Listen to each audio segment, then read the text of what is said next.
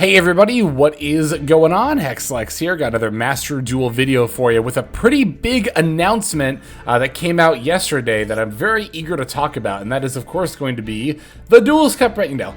We will actually talk about that. I want to get into that, especially because we had our mid-format tier list of how well I thought each deck would do on the Duelist Cup. I want to do a video that's kind of comparing what I thought was going to happen to what actually happened, and yeah, I think that'll be fun. But today, of course, we're going to talk about the upcoming Forbidden and Limited List update.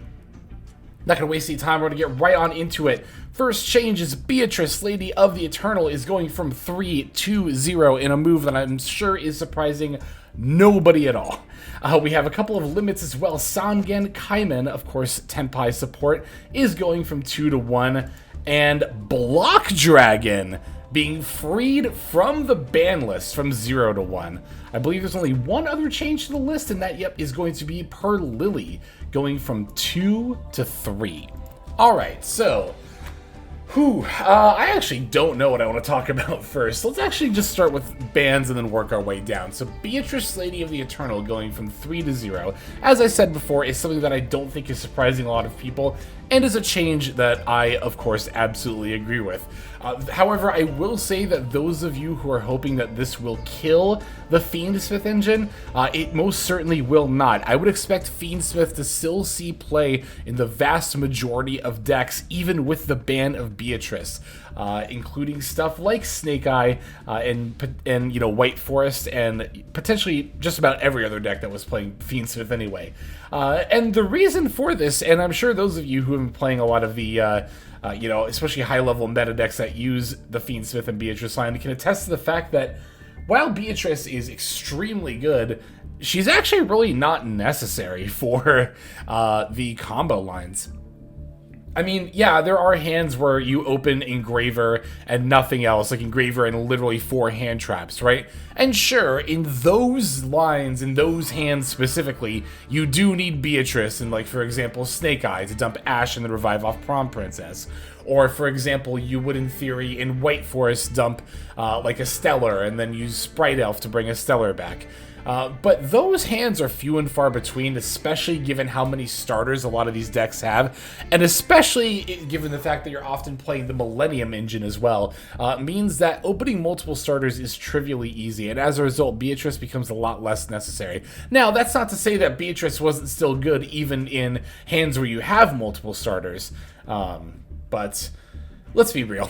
This card is always been a little bit suspicious with the effect to quick effect to dump any card from deck to the graveyard. It was more of just, this is kind of one of those cards where it's a matter of like, okay, how easy is this to make in a given format? And Fiendsmith kind of pushed us past the point where the Beatrice, Lady of the Eternal, was going to, be fine. So yeah, I am glad to see this ban, but if you're hoping this will oust Fiendsmith entirely from the format, I would not be holding my breath if I were you. Okay, so Sangen Kaiman going to 1. This is completely fine and completely agreeable. I think most people can also agree with this, that Tenpai, despite the series of limits, I think it's taken a hit in the last, 3 lists in a row, including this one, is still seeing a lot of play, especially particularly in the Duelist Cup. Yeah, I think this card going to 1 is fine. I think Tenpai will still be a very, very solid deck in the meta. I don't think this changes a lot about that. I think that Gold Sark Blaster, with the loss of yet another starter, might be even more popular than it already is. From what I can tell going through Tenpai decks from both tournament and ranked ladder play, it seems to me like Gold Sark Blaster is like 50-50. It's optional, you don't have to play it, but a lot of people do choose to include it. I think with Sangen Kaiman, again, yet another starter, and Extender going to 1, the Gold Sark Blaster will probably be seen more often, if not be, viewed as mandatory, but we'll have to see how that plays out. Okay, this is the one I'm really excited to talk about. Block Dragon going from 0 to 1. I am going to try to oust any foreseen negativity, because I know there are a lot of people who feel a lot of ways about this card, and I really just want to focus on the positivity that I feel about this card coming back. I think this is a really, really cool change, and it's one I'm really glad to see. One of my biggest criticisms of the TCG ban list is that they are very, very slow to unban or unlimit or, you know, remove restrictions in general from cards that are on the list, often taking, and I'm not exaggerating when I say, in excess of 5 or more years to do so.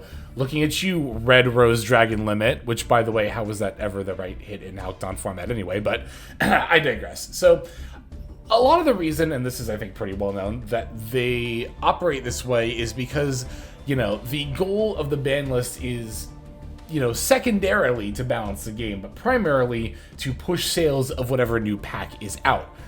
Why then, in Konami's eyes, would they allow a card or a deck to come back that might have a chance of seeing viable competitive play if it doesn't foster sales of recent sets?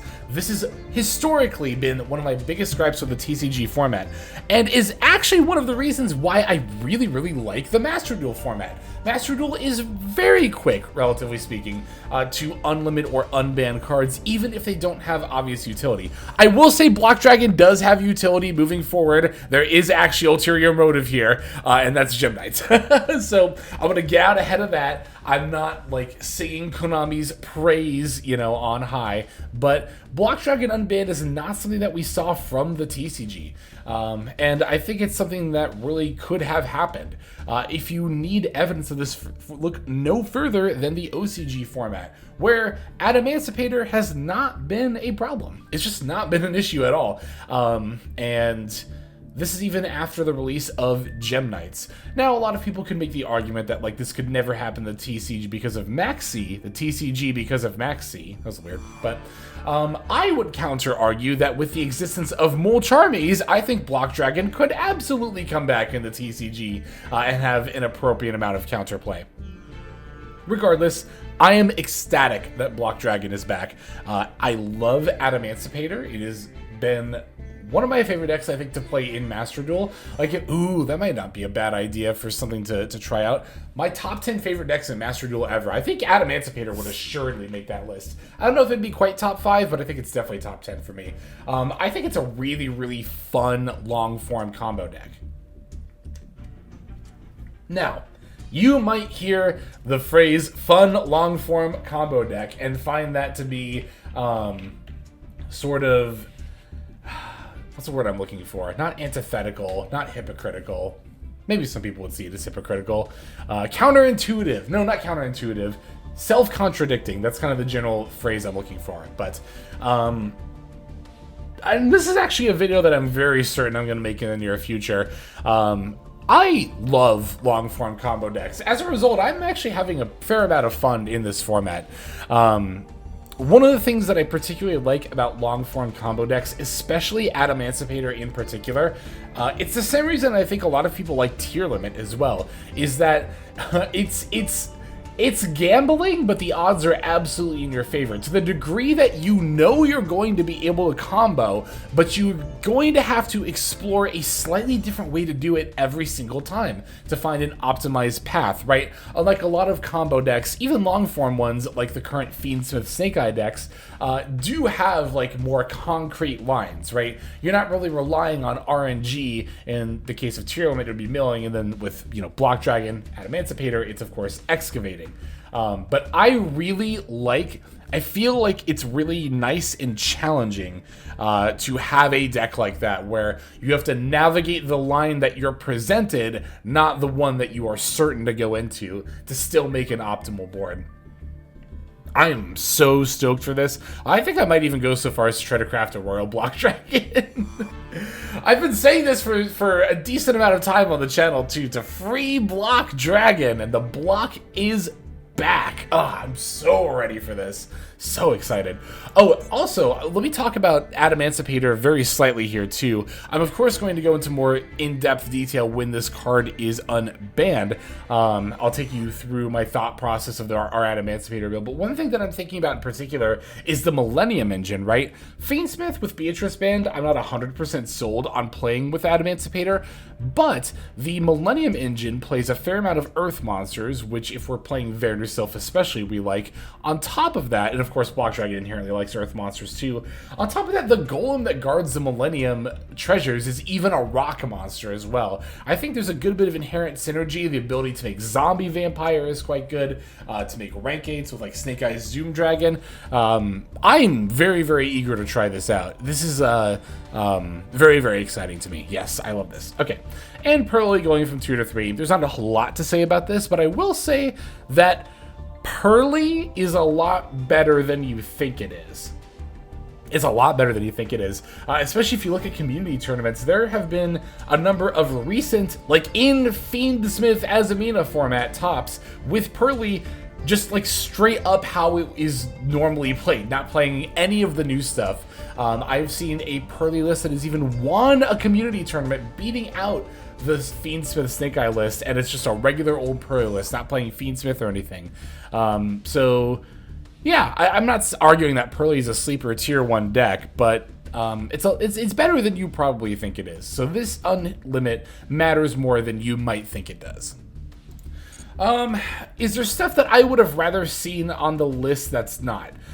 This is something that I don't really like to get into too much. Personally, I think that banlist speculation is largely pointless, but I guess since it is relevant to the topic, I will say that, and I think this is an opinion a lot of people would have shared, that an engraver limit, you know, might have been warranted.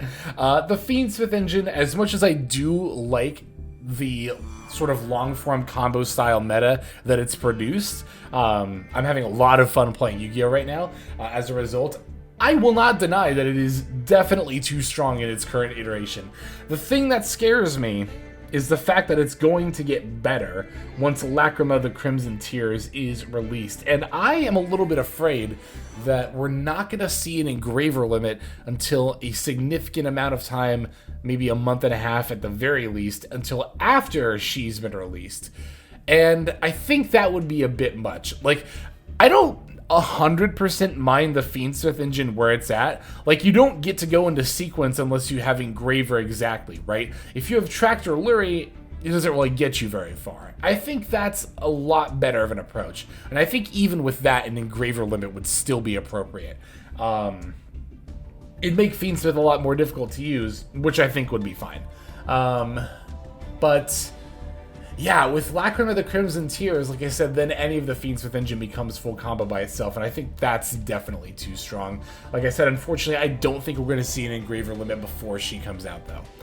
I mean, that's about the only real thing that I could think of off the top of my head. Like I said, I could sit here and like pick apart through the you know, the meta decks and the cards that are legal right now, but at the end of the day, that would be more representative of what I want out of a format than what I think is more healthy out of a format. I think that's true of like every custom ban list that people make, whether they realize it or not. But so, kind of a short video, but also kind of a short ban list. I'm a little surprised that it is as small as it is. Usually the dual scope lists are more intensive, but I think that they are definitely trying not to hit Fiendsmith super hard. It's pretty apparent to me, and like I said before, I don't necessarily 100% agree with that. That said, a Beatrice ban is of course warranted. Kaiman limit is of course warranted. Block Dragon limit, I'm so excited for. Ooh, I think Yu-Gi-Oh's about to get a lot more fun for me after this comes out. I'm so excited to play Adamantipator and show y'all just how much I love this deck. And then Purrely going from 2 to 3. Yeah, I think that's very good for the deck. And again, don't underestimate this unlimited. Don't underestimate this deck in general. But yeah, decent enough list. Could have been better, but they always could be. So I'm overall pleased. Again, mostly because of this. But yeah, I would definitely like to know what you all think as well. As I always say, discourse is welcome, rudeness is not. But that is going to go ahead and do it for this video. Thank you all so very much for watching. Let's move on to our outro. Hey everybody, Hexlex here. Thank you so very much for watching all the way to the very end of the video, which by the way is one of the best ways to support the channel. Speaking of supporting the channel, take a look at the names on screen. These are folks who have been so generous as to either join as a YouTube member or subscribe over on patreon.com/Hexlex to support. There's also perks for doing so. If you would like to see YouTube videos early, as well as some exclusive videos that get uploaded to YouTube, but for one reason or another I decide not to publish, definitely go ahead and hit that join button to see content early, as well as some exclusive content. If you're looking for more exclusive content, over on patreon.com, I upload exclusive videos that are not posted on YouTube just about every single day. Whether you choose to subscribe over on Patreon, join as a YouTube member, or simply continue to watch, your support is greatly appreciated. Thank you so very much. But for now, this is Hexlex. I am signing out, and I hope that you have a fantastic day.